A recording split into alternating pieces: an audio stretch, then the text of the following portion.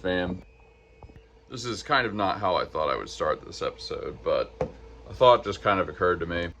One really kind of underrated thing in our society, our culture, the mindset we tend to have is like if you want to become really different or really exceptional in one discipline, it's extremely useful sometimes to take lessons from other disciplines or very, very different modes of thought and apply it to that thing. You know, like in science and stuff, I think they call this like interdisciplinary science or something like that. I think it's a tendency of complex societies for people to specialize very heavily in one thing, which has its uses, but it also has its limits. So a good mode, a good thought exercise is to take things from other areas of your life that you've learned and apply it to whatever your current problem you're trying to solve is. I guess I especially say that to you guys because I know not all of you are entrepreneurs and stuff, and like I always say, it's totally cool to be a hobbyist. It probably would be a hobby for me if it hadn't kind of just turned into a business. But you know, like some of us, including myself, are maybe what you could uncharitably call late bloomers. I didn't have any really... I had successes in business earlier in life, but it was nothing like this. So probably for a lot of you, you know, you've done a bunch of other stuff. You probably had like other careers. You probably have a career now, and maybe you have a 3D printing side hustle or something like that. And so I think it's really kind of good news to introduce the idea that you can probably take things you've learned from a bunch of other stuff you've done in life, which you probably have done, and apply it to the current thing you're doing. So as I'm having my morning coffee, something kind of like that occurred to me. I've known several people who were addicts, and I knew somebody very closely to me that was in AA, and at some point they introduced a very interesting concept which people outside of AA probably wouldn't know about. In AA, there's this thing called dry sober. Dry sober is when you're not drinking, but you're not really sober. And that has nothing to do with me. No, but seriously, we would think, like, when you ask somebody on the street who doesn't know anything about this stuff, they would say sober is when you're not drinking or when you're not doing drugs, whatever it is. So it's like, well, what is dry sober? You're not sober, but you're not drinking. Like, what does that mean? I'm sure, just running the numbers, there's a few of you who have heard of this term and probably were introduced to it in AA or something similar. So one of the core themes in AA, and you see this in so many other things, is like, it's not enough to just stop. Most people think like stopping is the thing, stopping drinking in AA's case. And it really, don't get me wrong, that's the first step, no doubt about it. But like, you can't just stop doing a thing. You have to replace it with something. Because like, it just about is undeniably true that alcohol was serving some purpose in your life. Whatever destructive thing, like if you're eating fast food every day, like you don't just stop eating. You start eating healthy things, and you should probably reflect on why you were doing that. Like nothing just comes out of a vacuum, and alcohol is kind of the same thing. So dry sober is when you just stop drinking, but you kind of haven't replaced it with anything. In AA, typically it's like, well, you're going to meetings and there's all this stuff you do. They usually have like events and stuff. And there's also kind of this thing of like, you should be serving somebody somehow. You should be doing something kind of unselfish and hopefully sort of fulfilling, you know? Yeah, dry sober is just when you've removed the thing, but you haven't really replaced it with anything. And one of the internal things of dry sober is, in the context of AA, alcohol is still controlling you when you're dry sober. It's still like kind of dominating you. You know, to take a non-alcohol, you know, analogy, if you're eating fast food too much, you can just stop eating fast food, but what if you're still thinking about it? What if you're still thinking about it all the time and you just want it and you're just constantly wanting it? You can like thug it out for sure for a long time, but you're kind of just not really, that's not gonna work. So obviously what this channel is kind of about is entrepreneurship, and I guess you could kind of say in a general sense self-development or whatever, however you want to couch it. If you're adding entrepreneurship to your life, it's worth thinking about what it's replacing. You know, in the same way that if you're doing something constructive instead of drinking all the time, you're replacing the constructive stuff with the drinking, you know, the service with the self-destruction. If you're doing that with entrepreneurship, you should think about like what bad thing in your life that you're kind of replacing that with. And there's going to be something. If you're starting a business and you're kind of taking it seriously, you're going to probably put quite a bit of work into it. So it's like, what are the things that are going to get pushed out by that? Conversely, if you're in the position where there's self-destructive things, like maybe you're just playing way too many video games, I've been there, whatever kind of self-destructive or excessive thing you're trying to stop, also just realize that like you can't just like take away the thing that's feeding some need in you. It's worth figuring out what that need might be, but you also just need to kind of baseline realize that you can't just take away, you have to replace. You know, it can be like a lot of things. It could be one of the obvious things. Maybe you're hooked on meth. I don't know. You're probably watching this at double speed if you are. Yeah, so these are concepts that are meant to be generically useful.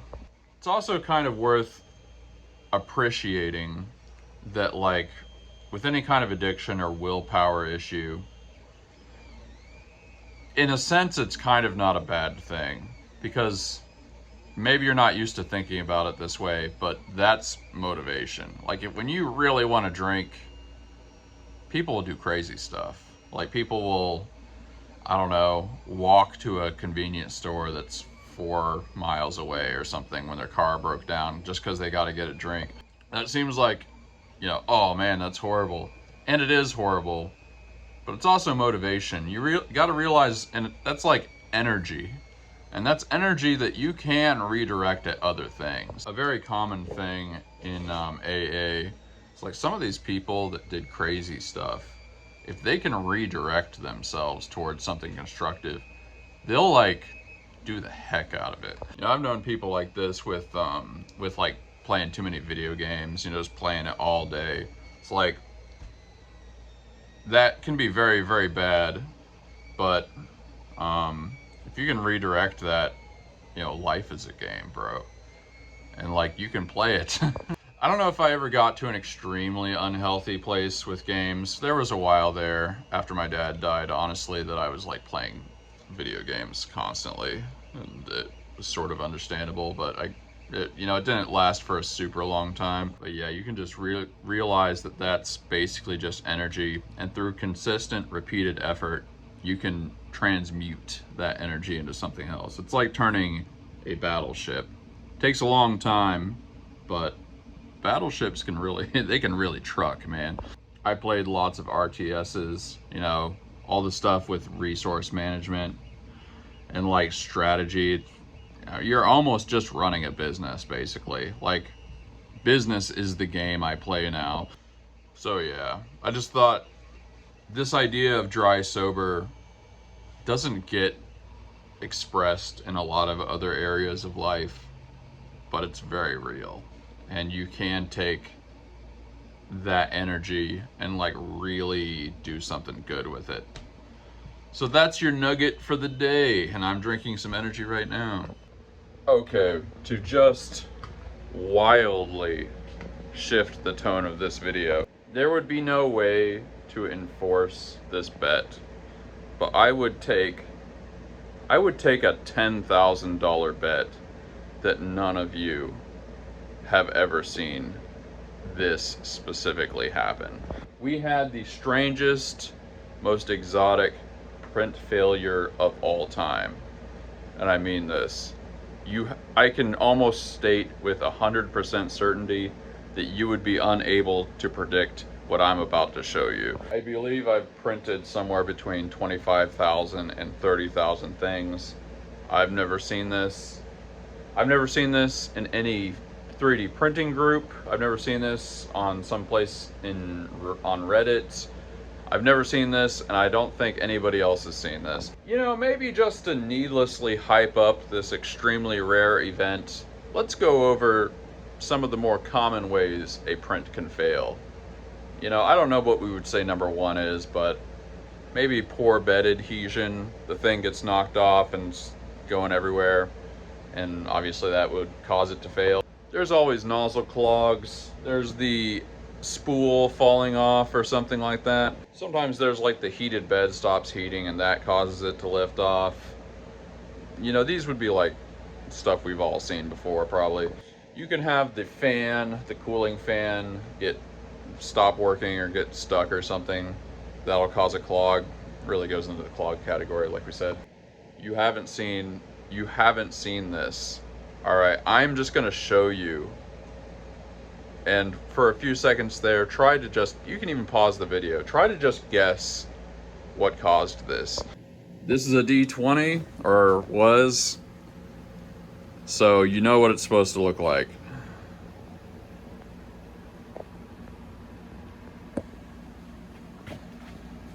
We're gonna pan around. As you're seeing this, just let your mind wander free. Just imagine what could cause this. We have a D20 here. That's what this is supposed to look like. We're gonna show you a little more. Maybe we'll get a little closer. Imagine a print failing like this. Now listen, I could be wrong. Maybe you guys have seen this happen. But I really doubt it. I mean, this is horrible. I'm not happy about this at all. But at the same time, it's one of those things like the Anchorman meme. Like, I'm not even mad. I'm just impressed. Let's recount the story. I was standing about here. I kind of smelled like something sort of hot. Not quite like something's on fire, but something's much hotter than it should be. So of course, what I did is I started looking at the filament extruder. You know, this is a very bad scenario, but you can leave it so that this thing is just heating the barrel continuously, and you didn't turn it off or whatever. And then the plastic inside the barrel will get hot and it'll burn if you let it go long enough, which is real bad. You don't want that. But I looked and they were both, the temperatures are normal, so wasn't that. So I know it's kind of around here, I can smell it. And I just start looking, and then I notice, oh, that doesn't look normal. I look at this box, this humble bed heater box. We've all seen the aftermarket bed heaters for these things. I am not exaggerating. It read 243 degrees Celsius bed temperature. I instantly, I think at first I tried to turn it off, but that wasn't happening quickly enough, so I just unplugged it suddenly. So yeah, that was really bad. I did not know these things could even go that high. I mean, imagine this bed got to be about the surface temperature of this bed got to be about the temperature of a pretty hot oven. So of course, what this did, it literally melted. It melted the D20. And afterwards, I realized it probably did crack the glass bed. However, and we haven't gotten the object off, so we don't know what's gonna happen, but you'll notice this goes to the edge, but there aren't any other edge cracks. I mean, there might be underneath this blob, but it's possible that maybe this glass bed isn't ruined.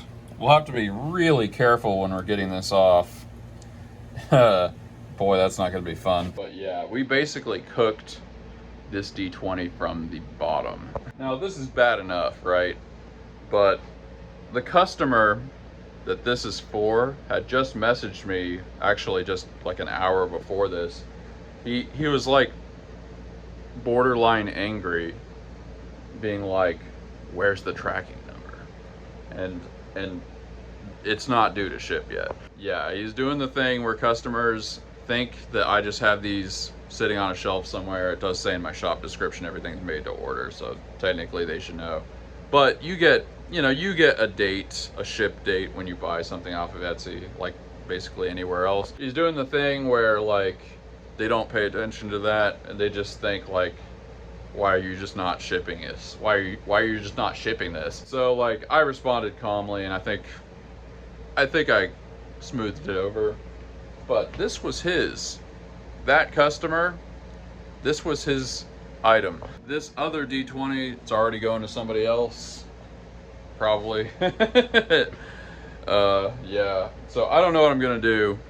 I mean, I know what I'm gonna do. I'm gonna make another D20. The dilemma here is that customer is exactly the opposite kind of customer that you can explain this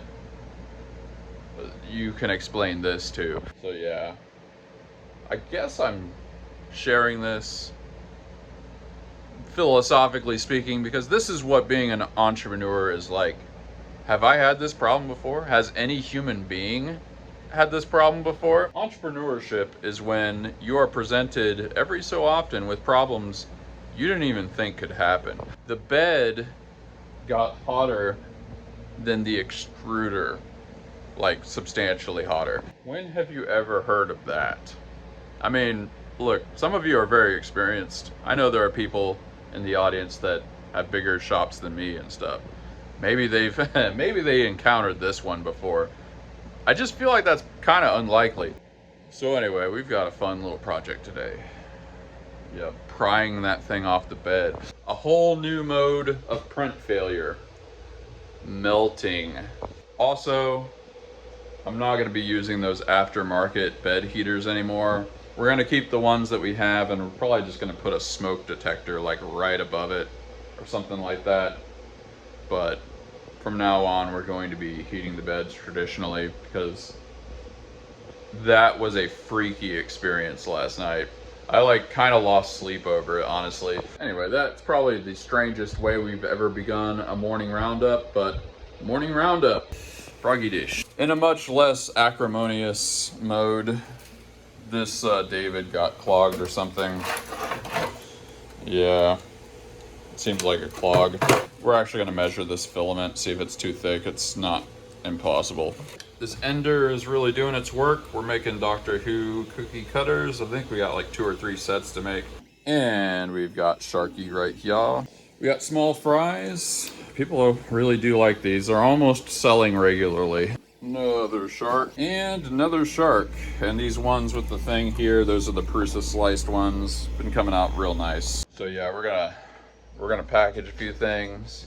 Then we're gonna figure out what to do about that printer. Let's just put it that way. I'm just gonna give you one more wraparound shot, because this is one of the more unique things I've ever seen in 3D printing. Like, just look at this.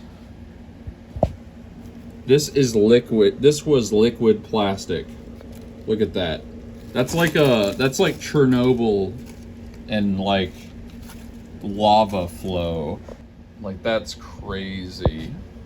That is a crazy thing to look at. It looks like it's slipping into the void. Literally, like how this melts plastic a little strip at a time. This did that to the entire effing object. You know, another thing that's really just frustrating about this is look how close it was to done. You know, we almost made it. I like almost want to keep this, except it's going to give me nightmares. Let's see. Do I see any cracks along the edge? Not really, but we're really going to have to get that off to know whether our bed is completely screwed. Like, it could still work. Man, it's so close. I hope we didn't lose the bed. You think life isn't a game? That's like a final boss right there. Okay, well, it's time to ship the Sunset Octo.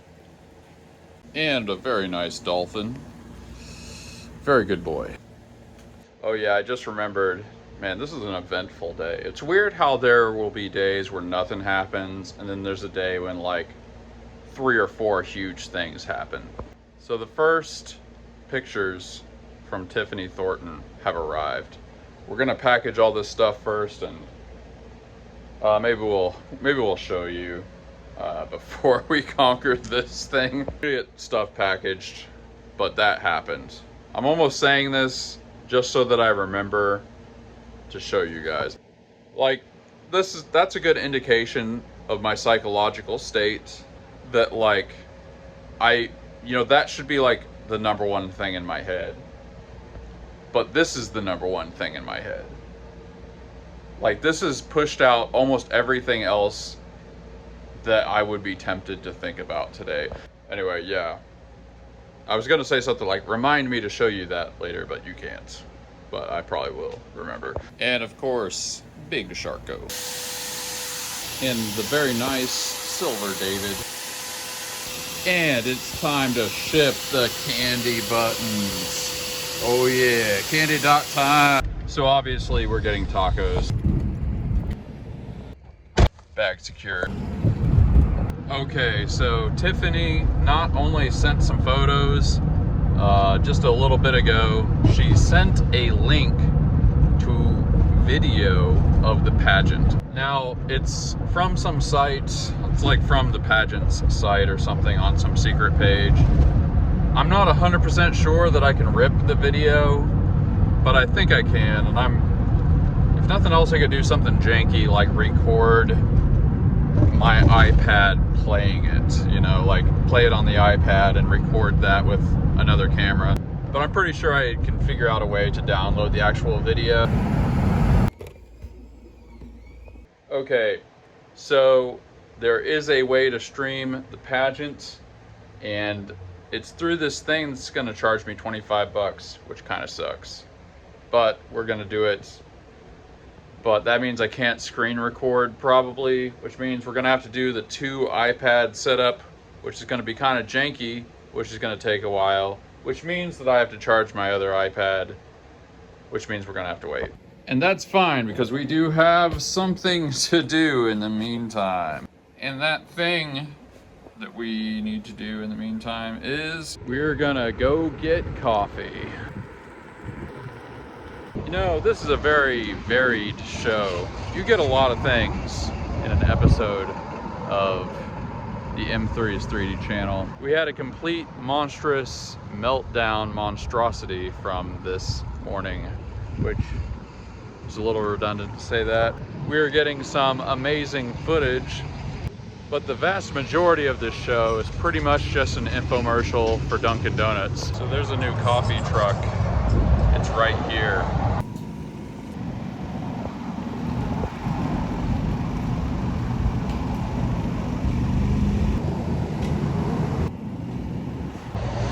Okay, that was a little ironic. Really good.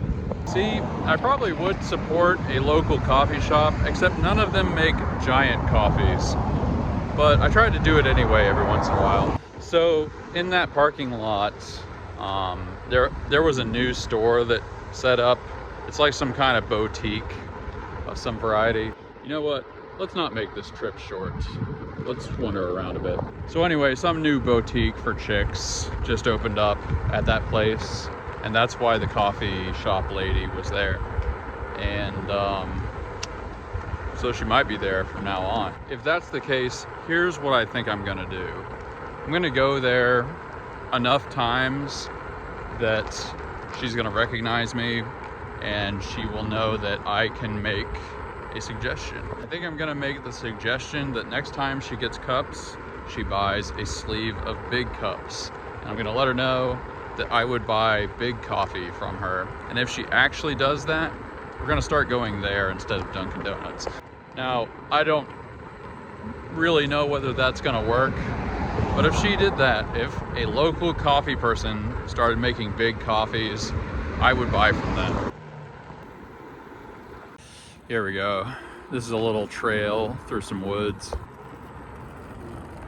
If I remember right, this isn't super extensive, but it is nice Nacogdoches has a lot of little trails and stuff.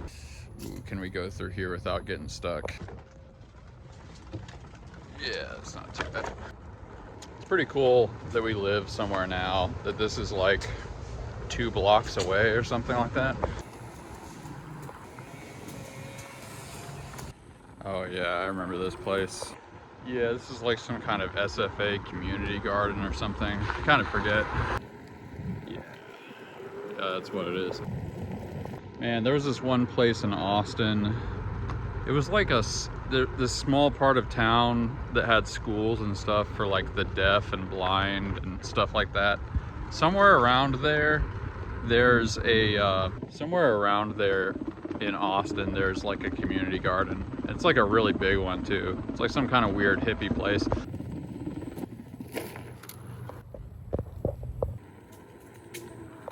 Yeah, this trail, this trail complex is actually bigger than I thought it was. We gotta make sure we don't run out of battery. Wood. This is very refreshing.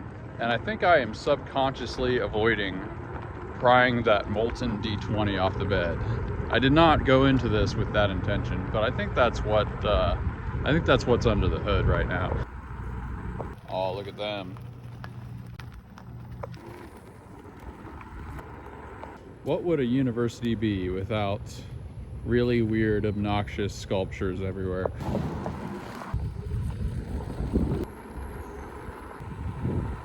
I know I've said this before, but it's nice to live somewhere that's basically green. One time when I was in Long Beach, California, I went with some people to go to this trail in Malibu. The trail led to one of the places they shot the show MASH. Back in the day. But it was funny to see all these like obvious urban city people just get so pumped to go walk in the woods. It didn't make sense to me until I kind of spent more time there. And I've lived in big cities here and there, and it really is like, man, it starts feeling really cramped and weird after a while. A nice medium city like Nacogdoches isn't such a bad choice. All right, enough of the nonsense. We're tackling the big nacho, the hefty gordita. All right, well, I guess what we're gonna do, we're gonna leave the bed on, kind of, see, I can't even move it because it's like, there's part of it that's catching or something. We're just gonna, I don't know, very, very gingerly use the scraper, try and see if it'll just come off. All right, we do have an actual breakage. This part especially that's just super melted is like fused to this glass. I've been chiseling away very, very carefully, and it looks like it just was not meant to be. Well, since this glass is ruined, I'm no longer gonna go through the painstaking labor of trying to remove the object from the glass, because there's really no point at this point. Yup. I think we can say that the glass is a lost cause at this stage of the game.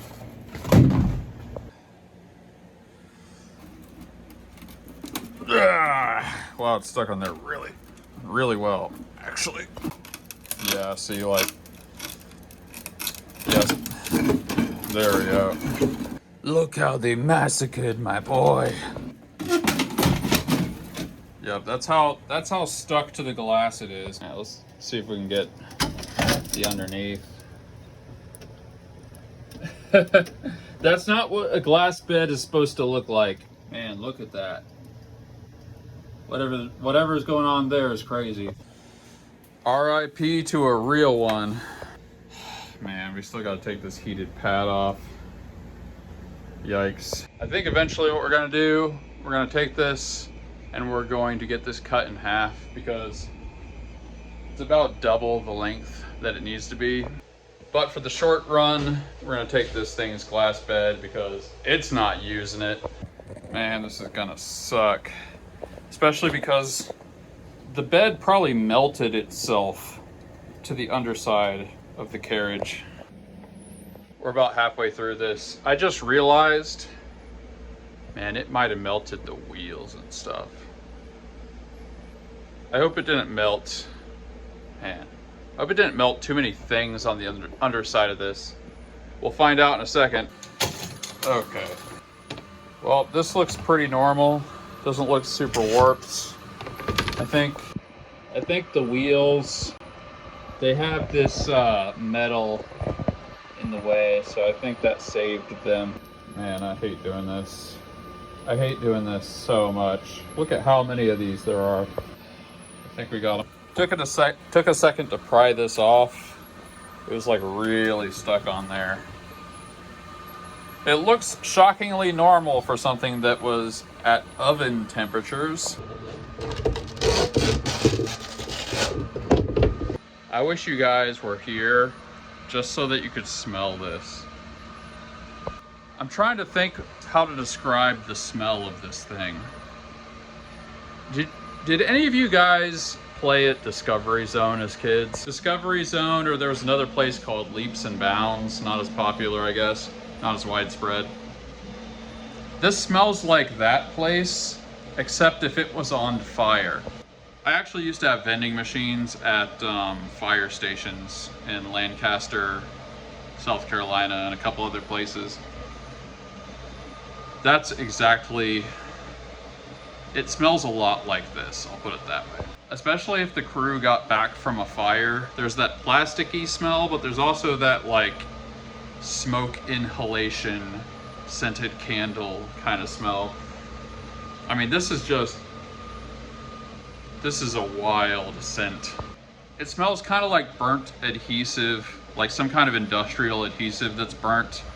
It smells like burnt rubber, but it also just has this sickly, like a ward of a hospital from 50 years ago. Like that is just, oh, it makes like adrenaline or something spike in me. Because it's like, this is a smell you only smell when something horrible is happening. Actually, when I had one of my cars when I was moving to Austin, it spontaneously lit on fire when me and my wife were immigrating there. And that's a little bit what my car smelled like, as it was just billowing flame. Wow. It's such a disturbing smell. I am extremely happy to get this out of my house. With that disturbing item removed from my vicinity, I think what we're gonna do is what we did with this printer. I figured out that you can use a CR10 mini bed to actually heat this bed. And when I did that, I was really kind of doubtful about whether that could consistently work. Just seemed like not something that would work. But at this point, this printer is like our best printer, maybe. Best big printer anyway. And it's worked very consistently, so that's what we're gonna do.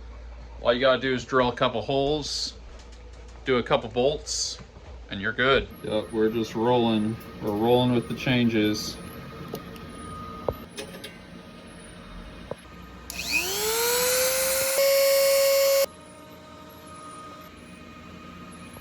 All right, let's test. Just make sure it's gonna really heat up the bed. We've done this before on the other one, but a sample size of 1 is not very good. It's taking a while. It is slowly heating up. We're gonna let it sit for a bit. It's definitely getting to the temperature range where we could print on it, but it's just gonna take a while. All right, so this is what we're doing right here. We're actually filming an iPad that's filming an iPad, and I'm broadcasting to the screen. Because I am not going to not have a record of this pageant. American judges. First, please say hello to Heidi Crawford Palangi. Famous Westgate Resort and Casino.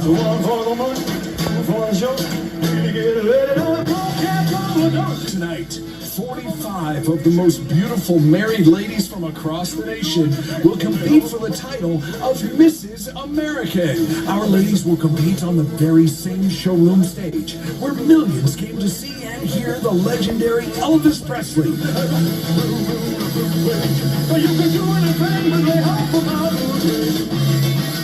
It's time Mrs. American. We changed up the teleprompter. Everything's different now, Mike. Everything's different. Everything's always different except one thing stays consistent. I can never tell Fred and Fran apart. Everybody knows that though. That is true. Okay, well everybody, I'm honored to be your host for the Mrs. American pageant, coming to you live tonight from this fantastic stage. As you know, the great Elvis Presley performed on this stage. Clap it up, the king.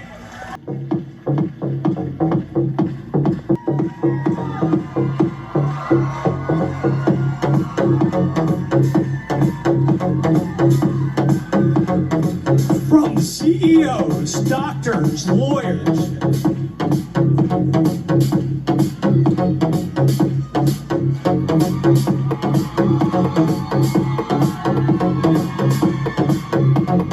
ladies?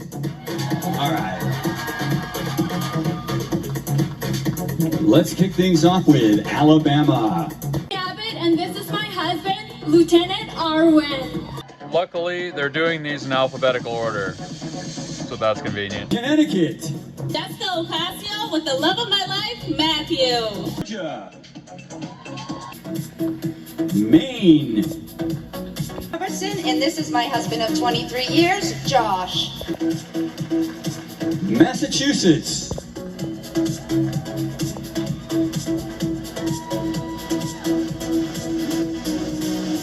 Hi, I'm Dr. Tiffany Thornton, and this is the love of my life, my husband, Dr. Matthew. Yeah!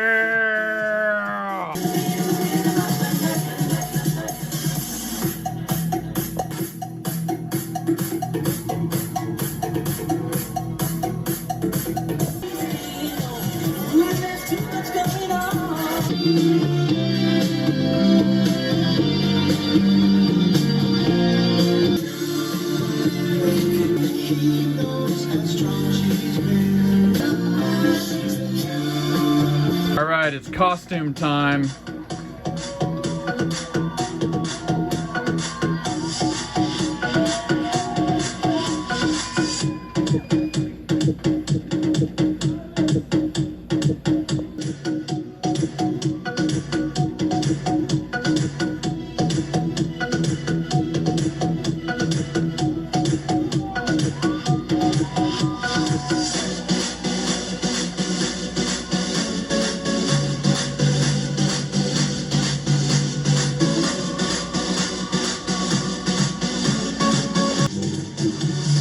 Oh, here we go.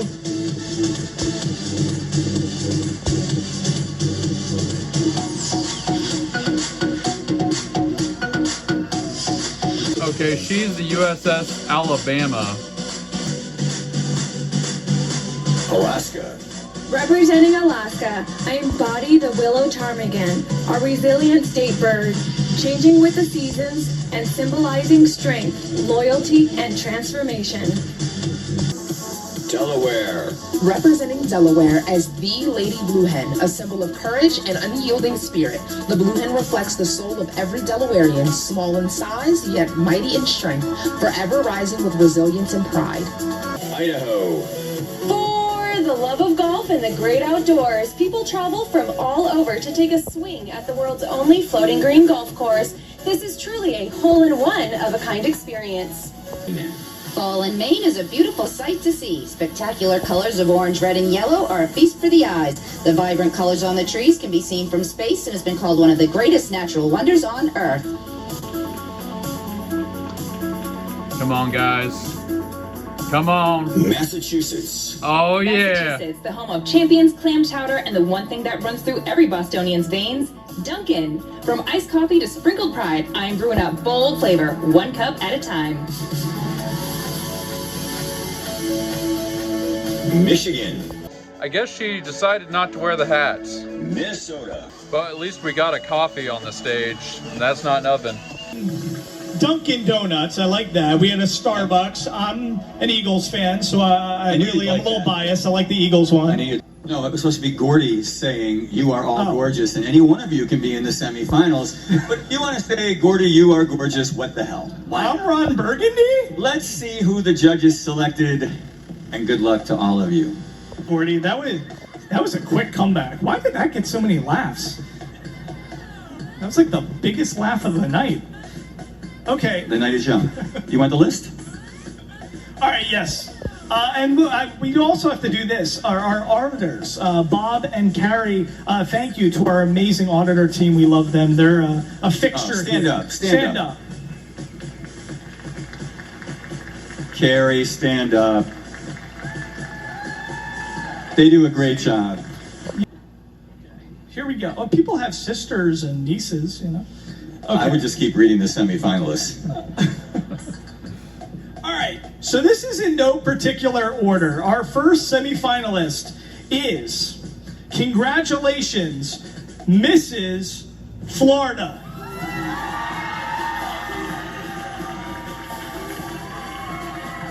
Who do you want? Who do you want, audience? Yo, this is a good crowd, Gordy. We got a good crowd tonight. All right, here we go. Yes, we do. 5 more semifinalists. Number 11 will be Mrs. Massachusetts. Yeah! What? Yes! Go Tiff!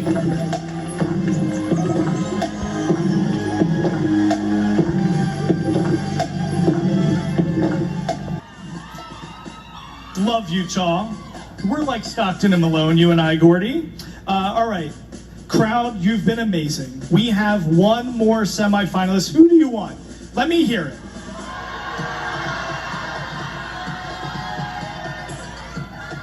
Okay, here we go. One more contestant joining these beautiful ladies, completing our semifinalists. Please step out, Mrs. Alaska. We are ready to meet our semifinalists in the swimwear competition. Are you ready to see them? Kate Reinhardt is Mrs. Ohio American.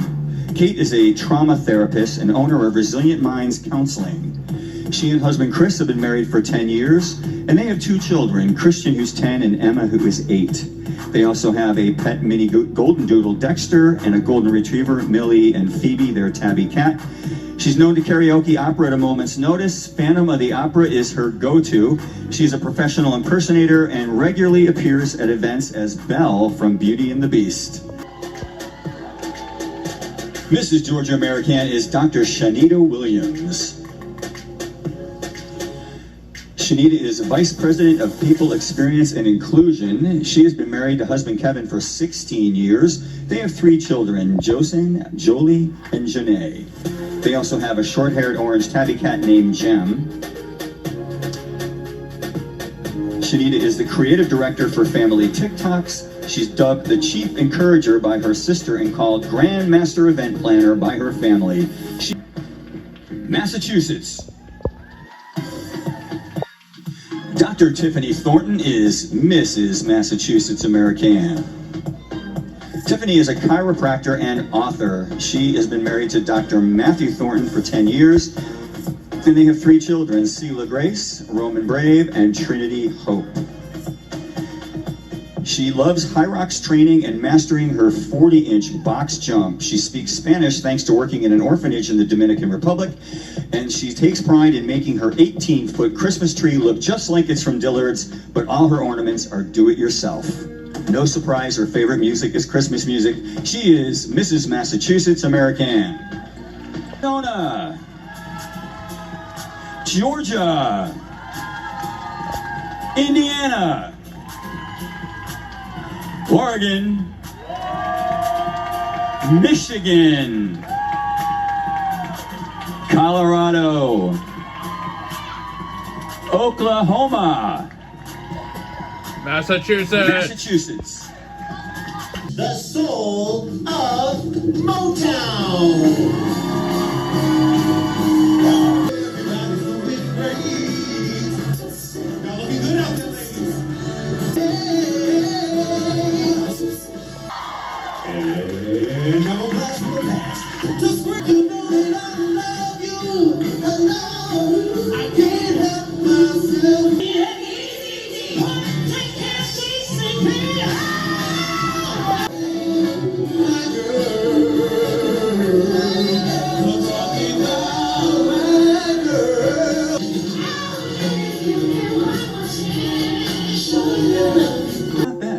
You know, I want to see you wear that jacket on your next Silver State Sports show.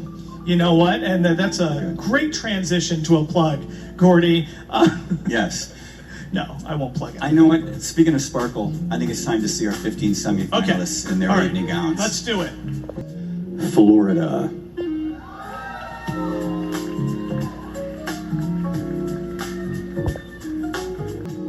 Ohio.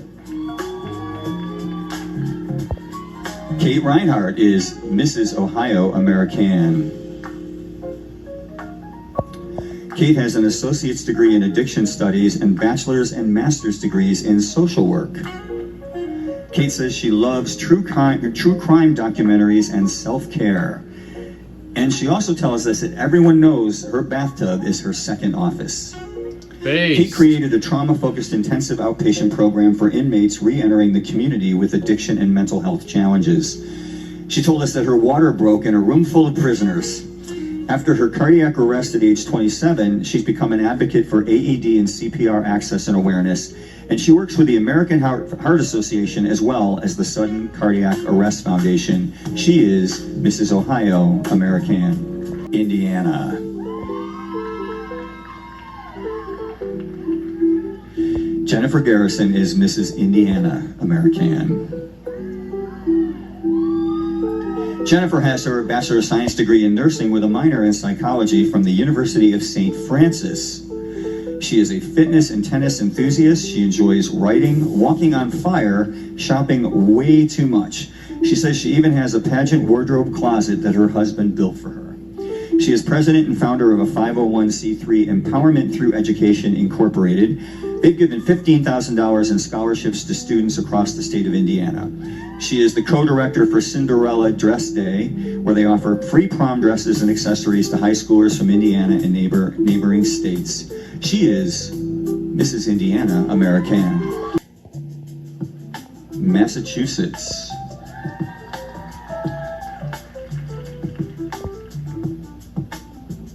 Dr. Tiffany Thornton is Mrs. Massachusetts American.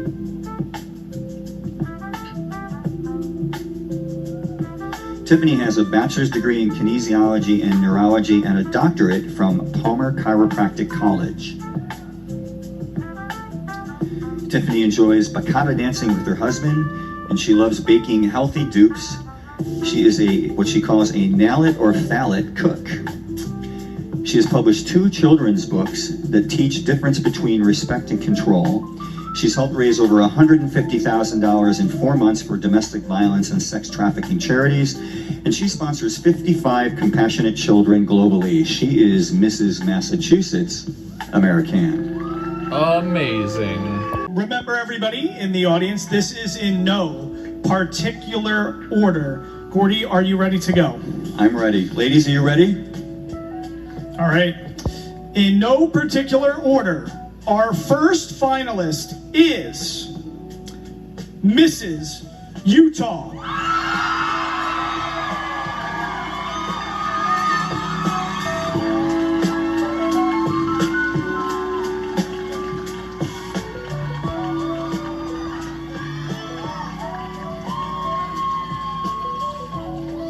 Our second finalist, please step down, Mrs. Massachusetts. Yeah! Final 6. All right, one last spot for our 6th finalist. Let's hear it. Who do you want?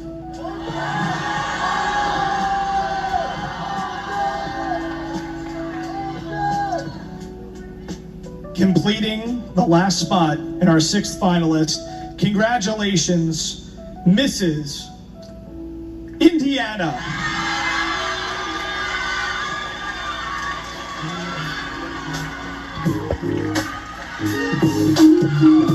You don't even know what this is yet. I have no clue what's going on. No. I'm delusional. Okay, here we go. So we're going to ask you in 2 words, just 2 words, to describe your husband. Compassionate and resilient. Okay, and Gordy's a lot nicer than I am. 2 words means like 2 words. It's like That's really good, Mike. That Northwestern education really paid off for you. I know. You would think I'm super intellectual like our judge, Mr. Wise, but it's 2 words. So, okay. Describe your husband in 2 words. Relentless and aware. Mrs. Michigan, describe your husband in 2 words. Biggest supporter. Mrs. Texas, describe your husband in 2 words. My rock.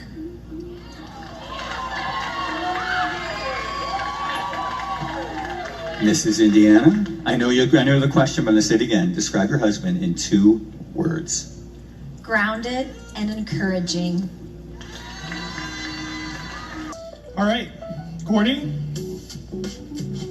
I'm gonna now announce the top 3. Once again, ladies, audience, this is in no particular order. Good luck to all of you. Let's see. Your dexterity, Gordon, is just tremendous. Here we go. Good luck to all of you. The first lady will be Mrs. Texas.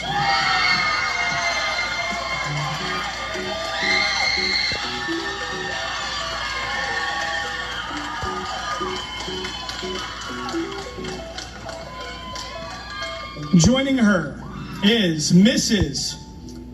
Indiana.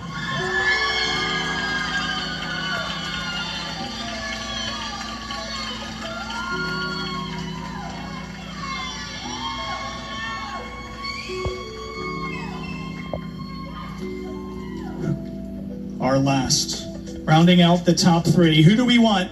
Come on. Congratulations, Mrs. Massachusetts. What? Top 3, baby. It's time for a question for each of you. And you're going to have 15 seconds or less to answer. About 10 seconds in, you will see a short flash of light from another flash of light right there. And that's going to let you know that you have 5 seconds remaining. After the 5 seconds, you will see another flash indicating your time is up. So we're going to begin. I think we'll start with Mrs. Texas because you were first. And if we can ask Massachusetts and Indiana to please go, and you will be kept in a soundproof area.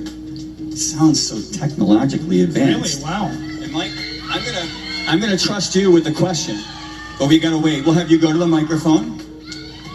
Soundproof area? Yeah. Is that something like Elon Musk made or so? Like, wow, that It's is like Area technological. 51. Okay. I'm gonna turn this over to you. We're good. It's not good when you can't read the question.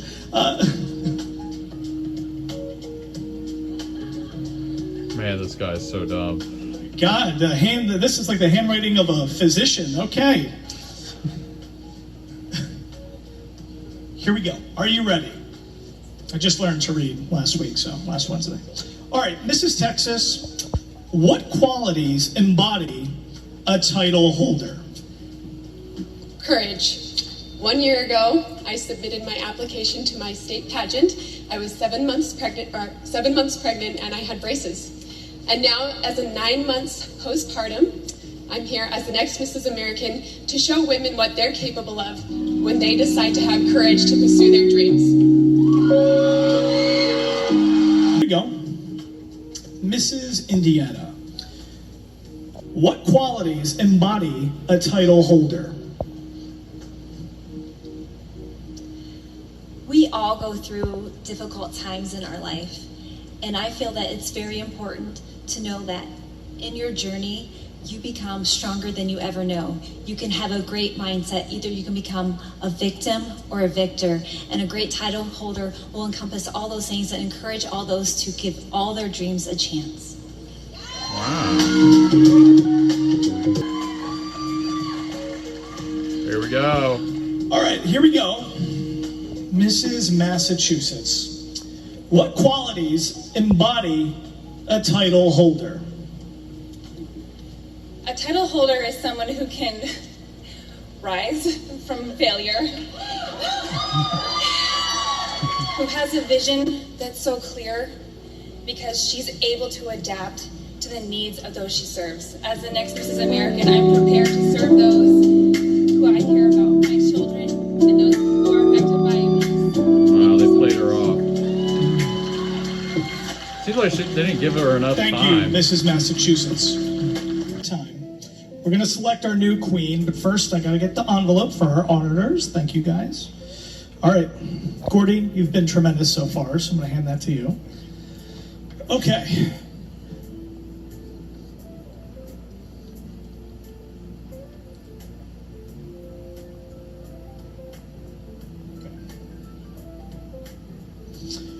All right, I feel my heart is heavy right now. My chest is tight. Here we go. Our second runner-up. Whoa.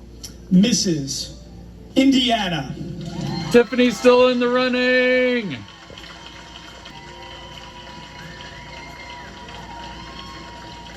$50-50.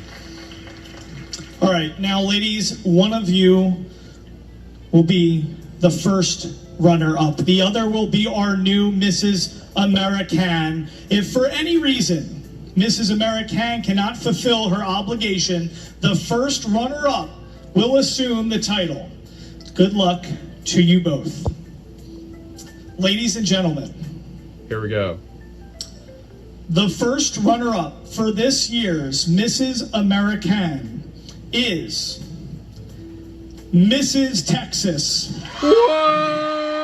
And our new Mrs. American is Mrs. Massachusetts. What?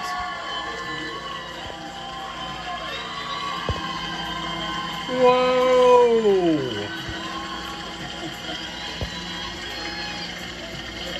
Oh man, she's losing it. What are the odds? What? You didn't say the winner. Dr. Tiffany Thornton, Miss Massachusetts, is the new Mrs. American. What? Let's celebrate her as she takes her first walk as Mrs. American 2025, Dr. Tiffany Thornton. What?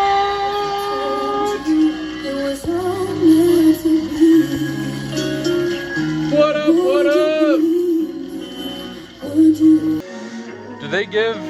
Do they give acceptance speeches? I guess we'll see.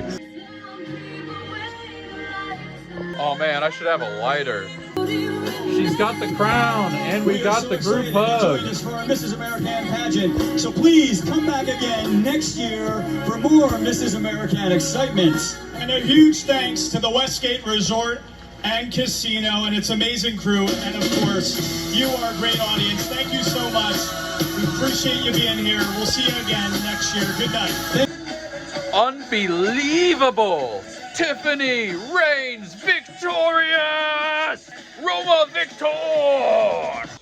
Okay, because we are mostly dedicated to honesty on this channel, I knew she was gonna win. It's the first thing she told me. But seriously, I mean, I don't know how the point system works. It's really a black box, but that costume probably put her over the edge. Let's be honest. How many points is a giant coffee cup worth? Probably enough to win. Now, to sort of address the elephant in the room, yes, she did have the hat. She didn't say anything about why she didn't wear the hat. Honestly, it was a very, very ambitious hat. Based on her design and the proportions, I knew it was going to be quite heavy. Maybe it was just a little too hard to kind of walk that runway with that much weight on your head. They actually walk pretty fast on those things. Like, not that I've done it, but you know, that's my impression. But obviously, she thanked me profusely for the work we did. That's a big win. And listen, we were still on the stage there, okay? We made that coffee. Maybe the hat turned out to be a little much. Maybe she just thought It was a little too over the top. We don't know, but we got the coffee on the stage, and that's what's important. I'll post these photos in the Discord if you want to look directly at them. The hat really does look friggin' awesome. And the total ensemble, all the colors match. You know, I was a little worried about that, but we did it, man. We did it. The fact that she's like having to hold it. It was pretty heavy, okay? There was no way to make this hat lighter than it was. I really tried. I really did. I knew when she showed me that thing, it was gonna be a pretty heavy hat, but we did our best. Like I said, the hat would have been slightly more win than we ended up getting. M3is3D made it to the big stage, okay? That's what matters. But yeah, you know, this is kind of your victory too. Sure, I made the objects and we painted them, but you guys have been along for the journey. And honestly, the encouragement from you guys, it actually does make a difference. It makes a tangible difference to me. You know, it's something I guess I didn't understand before I started making these videos. Having a community that follows the journey and writes encouraging things and just shares their experiences and stuff, and whom I get to share your experiences, we're all winning together. That's what the Discord's about. That's what the Gratitude Gang is about. And so this is kind of our victory. We're kind of a team. Now, a couple other notes. I think the last pageant I watched was probably when I was 8 years old, because I think my grandma and maybe my mom were watching it. Another thing somebody pointed out is that the Mrs. America pageant and the Miss America pageant are not the same thing. I kind of did think they were the same thing. I guess they're both Las Vegas events. They really played up that whole Elvis thing too. They really loved. It'd be cool to be the guy that, like, you play there once and then that hotel is like, Elvis played here once. But maybe it wasn't Miss America, but Mrs. America is pretty awesome too. I would not normally watch a pageant, but I actually enjoyed that. That was actually pretty fun for me. Yeah, I feel both really silly and kind of really inspired. I feel juiced, but I feel juiced in a very strange way. Not to get too sentimental or whatever, but life really does. Life is an adventure, man. It is a journey. And I did not expect to ever see something like this. I did not expect to see a giant coffee that I hand painted be on a big famous stage in Las Vegas. I've never been to Las Vegas. I've never been to New York City. There's a lot of places like that I've never been. I've been to LA, unfortunately. So yeah, I won't make too much of this, but this is a real milestone. We're doing some interesting stuff, man. We're on a journey. And the thing that allowed me to get here in this weird but kind of prestigious place, I don't know if this counts as prestigious. Sort of. It's just consistent effort. I'm trying to parlay this into something that's going to help some of us in the Gratitude Gang. Consistency brought me here. Not literally, but where I'm pointing at a picture of this. Just consistent effort, just trying to please customers that can be pleased, which is most of them. And you know what really brought me here? The whiteboard. Oh yeah, I was supposed to list the nut. We didn't do that today because that actually was almost like 3 hours long. It was way longer than I thought it'd be. But just consistent effort, just putting check marks on the board. That's how you get to where you have strange accomplishments like this. Consistent, day in, day out effort. Not trying to get lucky on one big sale. Not trying to find the perfect product. I don't make perfect products, but you know what I make? Products. I don't make the absolute best products in the world, but I churn them the F out. I'm not saying that I try to make bad products or anything, but you'll just get captured, wrapped up in paralysis analysis, or analysis paralysis, when you try to be perfect. Perfect really is the enemy of the good, and it can be kind of the enemy of the great. I don't know if exactly I've achieved greatness. But I've achieved goodness. Like I've said before, I keep this delivery thing right here to remind me what I was doing before this. I think part of the appeal of this channel, let me know in the comments if this makes any sense to you. You know, we have dreams. Most of us are not going to become an Elon Musk or a Mark Cuban or really any of the people from Shark Tank. Maybe, but you're probably not going to end up there. But I tell you where you can end up. You can end up where I am. And listen, my story's not over. I don't know where this goes, really. I guarantee you though, or I can almost guarantee you, that you could probably end up like me. I have a house full of printers. Every once in a while, I make props for a movie. I've gotten to meet a few famous people, and now, very debatably, I helped somebody win a beauty pageant. Granted, she was beautiful, which is the main bit of a beauty pageant, but you heard the host. He's like, ooh, Dunkin' Donuts. That made an impression. It might have just been enough to nose them over the finish line. Yeah, you know, like all that stuff you see online of the billionaire flexers, the grind set people, a lot of that is kind of unrealistic. It's true. But you could probably become me. Last real job I had was a delivery driver. It was in Austin. I was actually working for a thing called Favor, which is why I have this. I was probably averaging about 15, maybe 20 bucks an hour on a good day. Sometimes it got really crazy in Austin, but things are kind of expensive in the city, so, you know. I'm not trying to ramble. I'm just saying that's why you watch this channel. Probably. You tell me. But I think that's a lot of the, what we call the value prop. You're probably not going to be the next Jeff Bezos. I hope you are, if you want. That's cool. But you could be the next me. And a lot of you kind of have started that journey. Like I said, about half a dozen people have started businesses because of this show, which isn't even a big deal. Like, we're not getting thousands and thousands of views. This is not a big show. We are a tight-knit community, which is part of why it's awesome. I'm just saying, consistent effort, try not to make any really dumb decisions, just day in, day out, churning, working.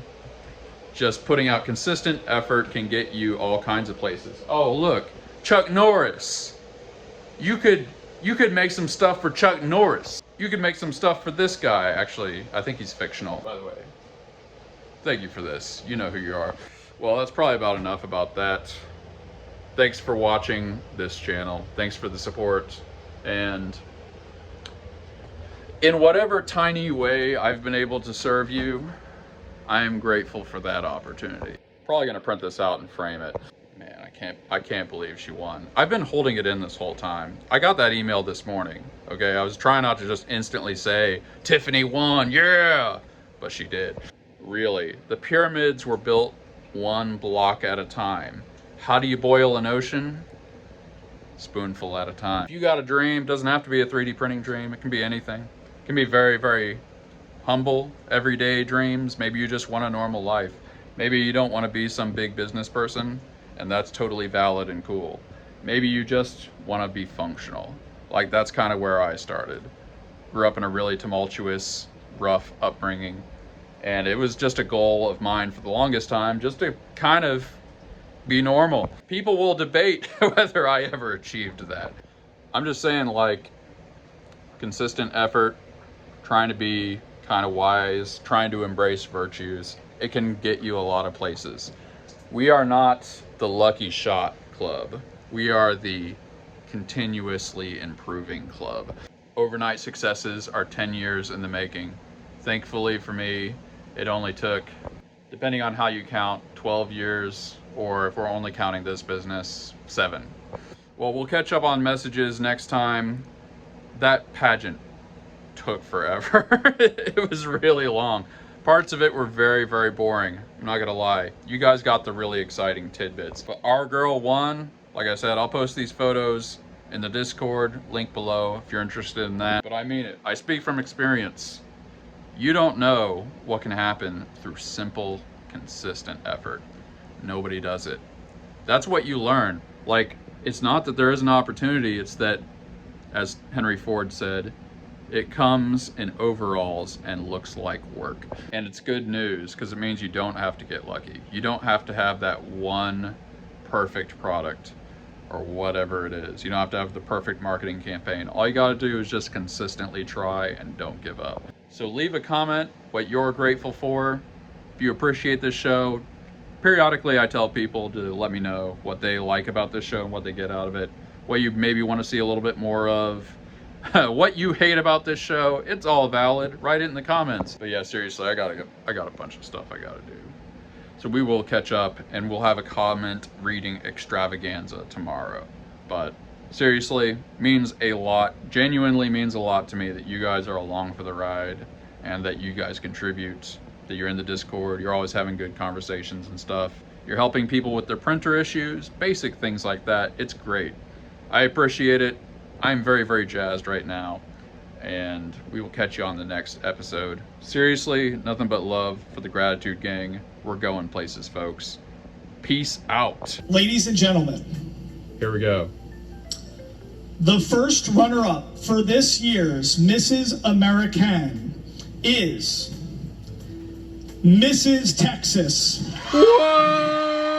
And our new Mrs. American is Mrs. Massachusetts.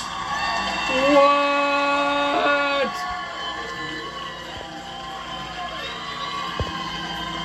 Whoa!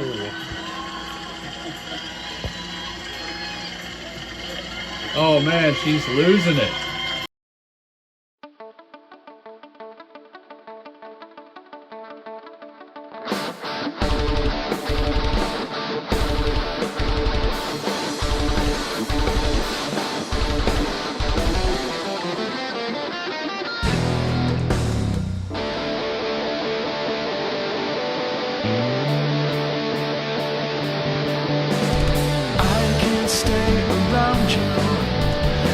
Say what I need. This blinding arm of lessons I'm singing to you. Standing in a moment, what has been is cast aside, frozen there as time rode. I know that you must have died.